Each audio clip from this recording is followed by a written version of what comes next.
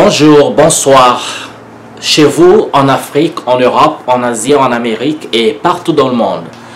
C'est votre frère Bib qui revient pour une autre vidéo, toujours dans ma série en Afrique et ailleurs, qui est d'ailleurs le nom de ma chaîne YouTube, dont je vous demanderai de vous souscrire ou encore de laisser un commentaire, toujours avec respect.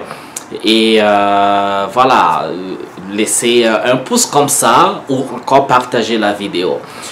Et aujourd'hui, je fais une réflexion sur toujours la condition des sociétés africaines par rapport à l'enjeu géopolitique dans le monde.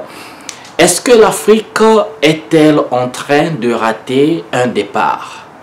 Et quand je dis départ, c'est son départ d'indépendance, départ de développement, départ de faire un design de sa vision pour son futur comme elle le veut.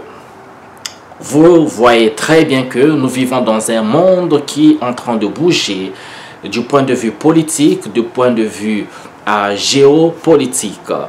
Et notamment, on a le pôle BRIC, qui est donc les États BRIC, qui sont constitués donc du Brésil, de la Russie, de l'Inde, de la Chine et de l'Afrique du Sud.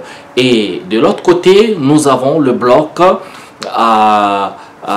occidental, donc nous avons l'OTAN, les États qui font partie de l'OTAN, la France, l'Angleterre,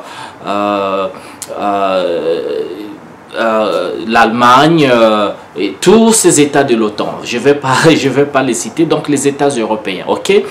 Donc l'OTAN, vous savez bien, je vais pas bien sûr oublier les États-Unis, c'est les États-Unis qui sont donc un peu le maître d'orchestre de l'OTAN, le maître orchestre aujourd'hui même de l'Union européenne, qui est en train de faillir lamentablement. Vous avez vu dernièrement que il y a même la Grande-Bretagne qui a fait son Brexit, donc qui a quitté l'Union européenne pour les raisons qu'elle a pensé ne répondaient pas à ses intérêts. Et alors revenons donc à l'Afrique quand on constate que le monde bouge, le monde change, les pôles sont en train de changer.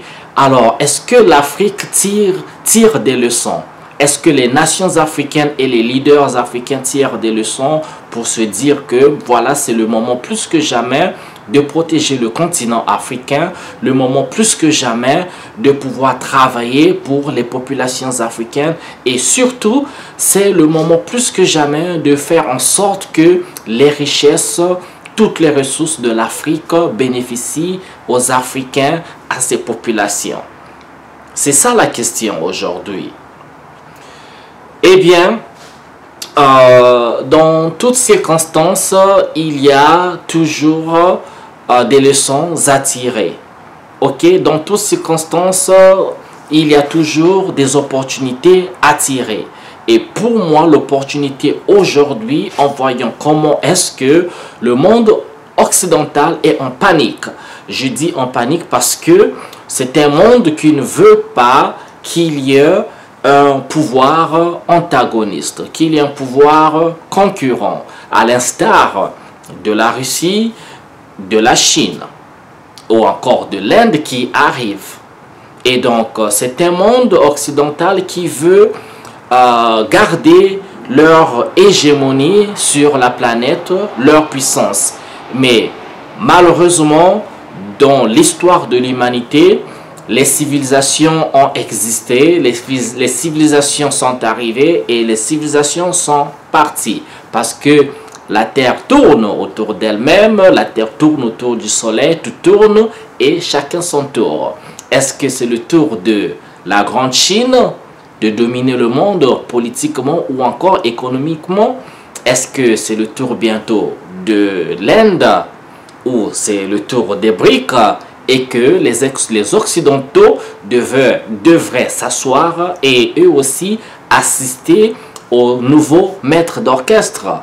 Et les Africains dans tout ça. L'Afrique est un grand continent de plus d'1 milliard d'habitants et étant un continent qui ne veut toujours pas militer pour une union africaine réelle ou encore pour créer les États fédéraux d'Afrique pour faire en sorte que d'une même voix, nous composions cette vision d'Afrique, cette vision financière, économique, industrielle et pouvoir poser donc cette marque africaine dans le monde parce que c'est l'Afrique qui a des ressources pléthores et c'est l'Afrique qui a une diversité culturelle. L'Afrique est un continent très jeune. Quand je dis continent jeune, composé donc de personnes jeunes et à moins de vieilles personnes. Et cela veut dire que il y a la force vive, il y a la force de travail en Afrique en comparaison avec les autres continents. Et donc l'Afrique, moi je crois bien, est le dernier rempart, donc le premier rempart de l'humanité et aussi le dernier rempart de l'humanité. Mais est-ce que les leaders africains veulent bien saisir cette occasion de se mettre ensemble pour pouvoir affermir, donc solidifier cette union africaine? Et encore, la question va revenir aux populations africaines. Nous savons très bien le mal de l'Afrique, ce sont ses leaders. Le manque d'un leadership avec une vision constitue donc la faiblesse de l'Afrique. Et alors, on ramènera donc cette affaire au niveau de la population. Est-ce que les populations africaines sont assez éveillées pour comprendre que, eh bien, nous avons à nos têtes souvent des leaders qui s'entraident, qui ne travaillent pas dans les intérêts des populations, dans l'intérêt de leur nation, mais plutôt soit pour leurs intérêts égoïstes ou encore pour les intérêts des personnes dans le monde, ce monde-là, qui donc les aide à les maintenir au pouvoir et que malgré cette diversité de richesses en Afrique, malgré ces nombreuses ressources que nous avons en Afrique, dans les nations africaines, eh bien, l'Afrique a toujours la population, ou encore les populations, les peuples les plus pauvres du monde.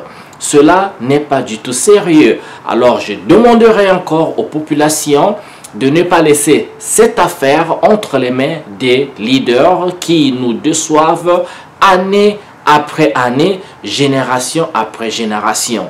Et si nous, les peuples africains, sommes assez éveillés, nous sommes assez courageux, on peut bien prendre notre destin en main. Cela veut dire que quand nous procédons au vote, selon le modèle démocratique, mais démocratie, pas démocratie à l'Occident, parce que moi, la démocratie à l'occidental, je n'en crois pas, mais une démocratie selon les us et coutumes africains.